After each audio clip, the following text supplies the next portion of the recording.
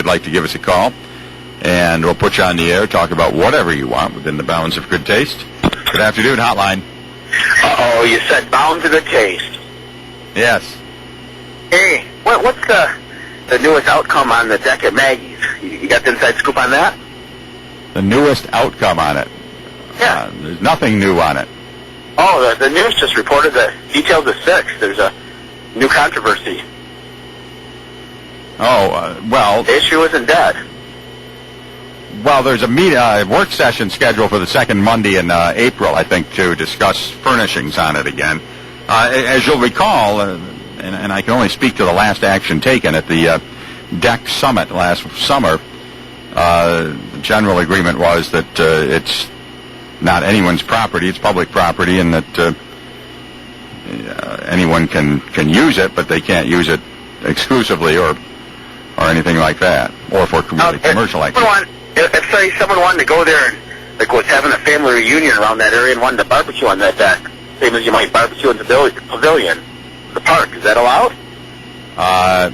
Yeah, you could do that. Although probably as far as barbecuing, we probably prefer that you set up over on the lawn area for safety reasons rather than on the deck itself. But you could certainly use it to do your eating on. But if you wanted to bring your own lawn chairs and do whatever, you could set right up on there. Sure. Oh, that's kind of nice.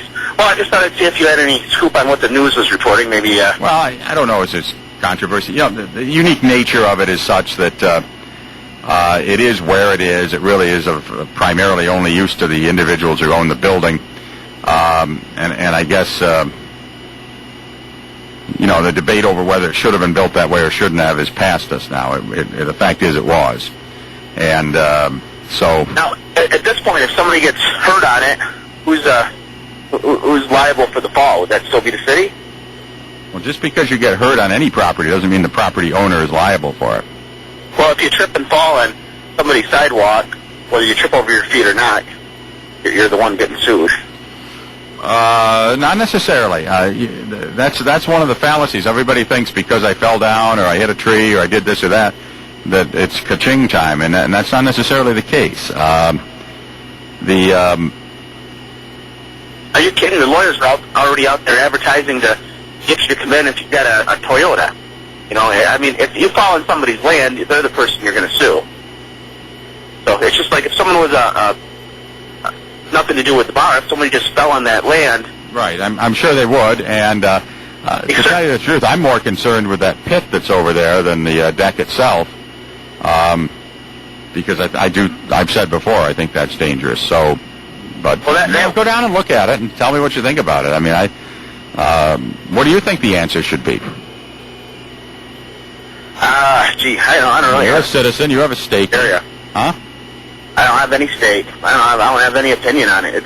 It's just a real sticky situation that's the news keeps bringing back up. So no, it's only sticky because people say it is. But what do you think should happen? You've been down there. You've seen it all. Not since it opened. It's a hard thing to call. You want to validate anyone's business, but I don't think the city should have any stake in public. Or the public should have any stake in anything that's attached to a bar, or not necessarily because it's a bar or a restaurant or to anyone's private property. That would be my opinion.